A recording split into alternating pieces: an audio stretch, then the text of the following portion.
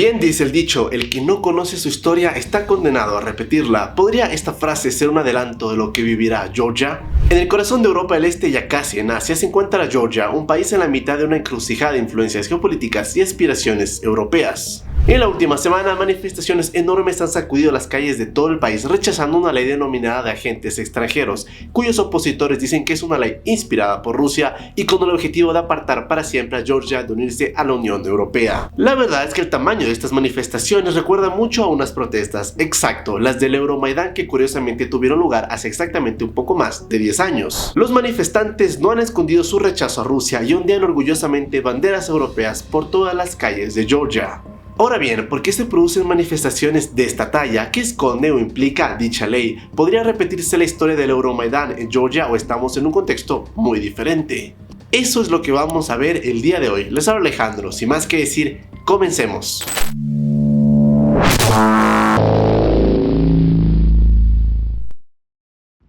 Georgia es un país entre Europa y Asia que ha tenido una historia complicada a través de la historia. Inicialmente fue parte del Imperio Ruso y luego de la Unión Soviética, no porque quisiera, pero porque en otras palabras, le tocó. Georgia siempre ha luchado por su identidad y soberanía, pero recién en la independencia de la Unión Soviética en 1991 marcó el paso a esta nueva era. Durante la era soviética, Georgia, al igual que muchas ex repúblicas soviéticas, fue manejada a gusto por la visión central y autoritaria de Moscú. Durante estas épocas, Moscú suprimió su cultura y política locales. Con el colapso de la Unión Soviética, la historia ofreció a Georgia una oportunidad para definir su futuro. ¿Pero sería esto tan fácil como se imaginaban los georgianos? La verdad es que no. En los años después, al fin de la Unión Soviética, el país intentó navegar entre su pasado soviético y las aspiraciones de integrarse más con Occidente. Este periodo fue testigo de una transformación política significativa donde habían gobiernos prorrusos y prooccidentales que se alternaban el poder. Pero sin duda un punto de quiebre entre Rusia y Georgia fue la guerra del año 2008, una guerra intensa pero muy corta. ¿Por qué eso produjo esto y por qué tendría que ver con las protestas de ahora?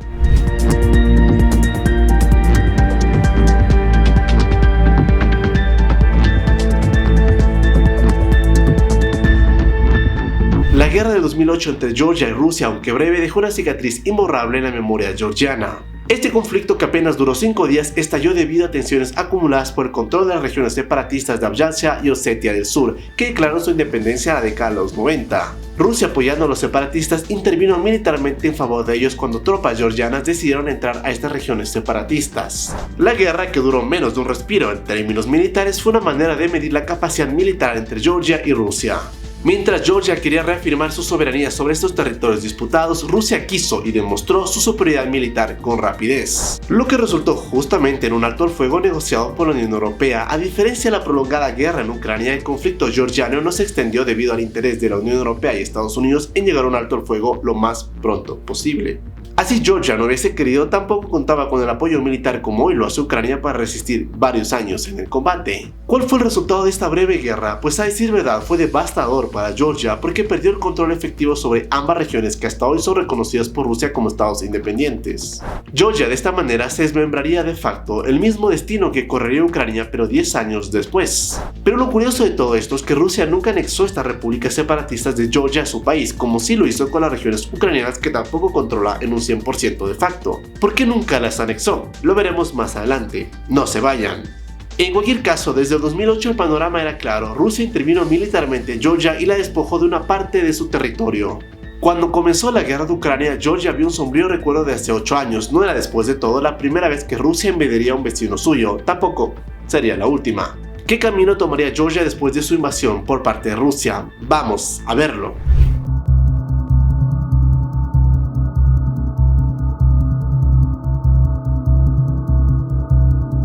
La pérdida de Abjasia y Osetia del Sur no solo modificó su mapa geopolítico, pero también su política exterior. Los gobiernos georgianos post-conflicto han oscilado entre acercamientos y alejamientos respecto a Rusia, pero con una tendencia creciente hacia fortalecer lazos con Occidente, pero con cierto temor. Es claro, Rusia intervino una vez, fácilmente podría hacerlo una segunda. Este oscilamiento entre que me acerco y me alejo de Moscú ha hecho que los diferentes gobiernos hayan implementado políticas tanto pro-europeas como ocasionalmente conciliatorias o, dichas de otra manera, prorrusas hacia Moscú. Pero seamos honestos, no puedes hacer las paces con el diablo y Dios al mismo tiempo. Al final o vas al cielo o vas al infierno. Y en este caso justamente el gobierno georgiano quiso promulgar una ley un tanto polémica. Bueno, de verdad, bastante polémica. Tanto así que el año pasado también causó protestas enormes y el gobierno se vio forzado a retirar la ley. Pero ahora van con toda y quieren aprobarla a como dé lugar. Pero ¿de qué se trata esta ley? Porque miles de georgianos han vuelto a las calles para intentar tumbarla. Vamos a verlo.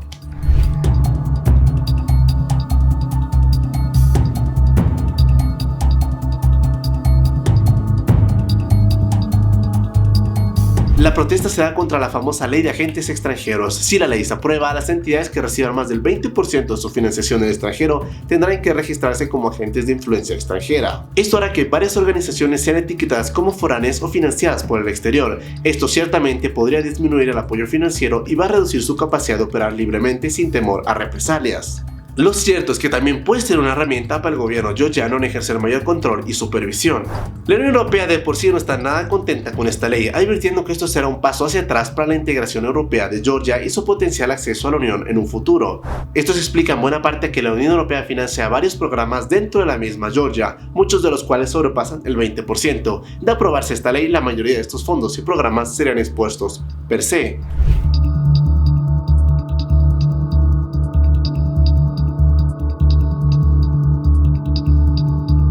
Y justamente estas protestas en Georgia contra esta ley han traído viejos recuerdos del Euromaidán con Ucrania en 2014, pero aunque ambos movimientos comparten semejanzas, también presentan algunas diferencias. Ciertamente, ambos movimientos surgieron en respuesta a políticas percibidas como prorrusas que amenazaban la orientación europea de sus respectivos países. En Ucrania, el Euromaidán comenzó como una protesta contra la decisión del presidente Yanukovych de rechazar un acuerdo de asociación con la Unión Europea, favoreciendo más en cambio los vínculos con Rusia. Similarmente, en Georgia, estas manifestaciones se dan tras la reintroducción de esta ley que muchos ven como un intento de restringir la sociedad civil y la libertad de prensa, alineándose más estrechamente con prácticas autoritarias rusas que con los estándares democráticos europeos. Pero sí hay algunas diferencias notables, especialmente en el contexto y las escalas de las protestas. El Euromaidán escaló un conflicto que eventualmente derrocó al gobierno, marcada por una violencia significativa y una eventual anexión de Crimea por parte de Rusia. Las protestas en Georgia, aunque intensas, no han alcanzado aún esa escala de conflicto político o de violencia. Además, hay un hecho que destacar, y es que el actual presidente de Georgia ha dicho claramente que se opone a esta ley y hará todo su poder, incluyendo utilizar el poder de veto, para bloquearla. Es importante hacer notar que esta ley justamente ha sido promovida por Sueño Georgiano, el partido político que está en el poder. Pero eso no quiere decir que sea la misma posición política de la presidenta del país, que de hecho justamente se ha alejado muchísimo de los estándares políticos de ese partido hace mucho tiempo. Ya lo veremos más a detalle en la parte del gobierno de Georgia. Pero es importante también notar que geopolíticamente Ucrania es mucho más significativamente importante para Rusia, bordeando varias naciones de la Unión Europea y su OTAN. Sus inmediaciones como estado tapón eran críticos para Rusia. Georgia de por sí ya está fragmentada en dos partes y Rusia ocupa ya un 20% de su territorio. Pero es verdad que las protestas en Georgia reflejan un profundo descontento con el partido político gobernante Sueño Georgiano, que ha sido acusado de acercarse a Rusia y alejarse de la Unión Europea, a pesar de sus promesas en favor de la integración europea y atlántica. Pero justamente hablando de eso, ¿por qué después de tantos años Georgia no ha podido entrar a la Unión Europea? Siquiera está sobre la mesa la posibilidad de que sea parte de la OTAN. Vamos a verlo.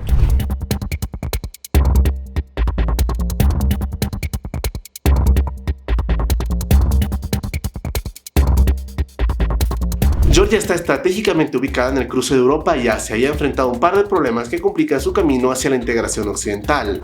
El primero es su situación geopolítica. La proximidad a Rusia y las tensiones que todavía existen tras la guerra de 2008 y la pérdida del 20% del territorio ha mantenido al país en una posición de status quo. Rusia ha ejercido presión constante para evitar una mayor expansión de la influencia occidental en sus fronteras y una forma eficiente de hacer esto es ocupando el territorio.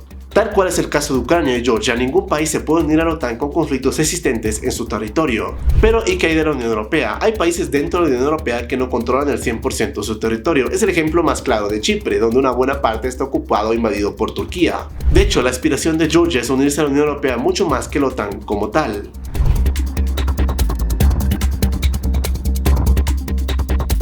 Pero Georgia todavía tiene muchos problemas como corrupción política y según Bruselas necesita reformas democráticas muy profundas, así como protección mayores a derechos humanos. Pero ¿qué impacto podría tener la aprobación de la ley de agentes extranjeros en estas aspiraciones europeas? Como ya vimos, la Unión Europea le ha dicho que ni lo intente, que eso alejaría sus oportunidades. Pero a decir verdad, Georgia está más lejos de la Unión Europea si no aprueba esta ley, como Nicolás Maduro, de la inteligencia. Ahora bien, ¿qué dice el gobierno georgiano sobre esta ley? Primero que nada, ¿qué tendencia política tiene el partido gobernante Sueño Georgiano? Vamos a verlo.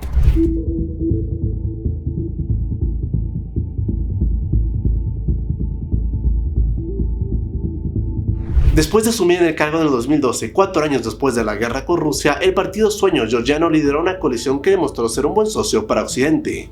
Aunque siempre hubo algunas personas dentro de este partido político cuyas simpatías estaban más con Moscú que con la Unión Europea y fueron marginados por la corriente principal euroatlántica de la coalición. Pero con el paso de los años, los miembros prorrusos del partido Sueño Georgiano se abrieron paso hasta la cima, mientras que los miembros orientados hacia Occidente fueron esencialmente expulsados del gobierno.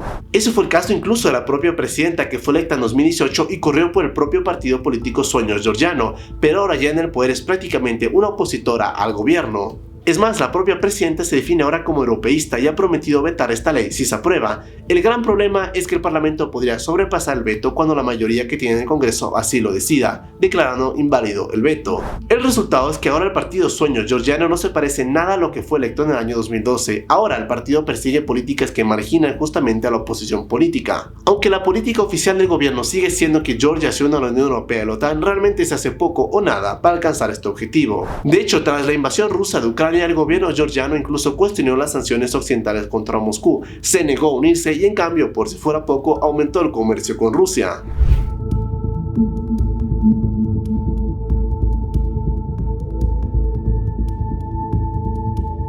Podemos estar ciertamente seguros que el Kremlin está observando de cerca. Si en algún momento la situación empeora y Sueño Georgiano empieza a perder el control del poder, es probable que Moscú pueda intervenir, especialmente si la caída del gobierno se resultó en manifestaciones masivas como sucedió en el Euromaidán. Rusia ya ocupa un 20% del territorio de Georgia tras su invasión en el 2008. Otra incursión rusa provocada por una inminente caída del gobierno amigo del Kremlin en Georgia podría tomar varias formas. En muchas ocasiones el partido gobernante Sueño Georgiano ha dicho que lo único que se interpone entre otra invasión rusa son ellos, es decir, que ellos estén al poder. En ese sentido, Moscú podría calcular que una provocación militar desde Osetia del Sur o Abjasia, si es lo suficientemente dramática, podría asustar al público georgiano para que vuelva a alinearse con su gobierno.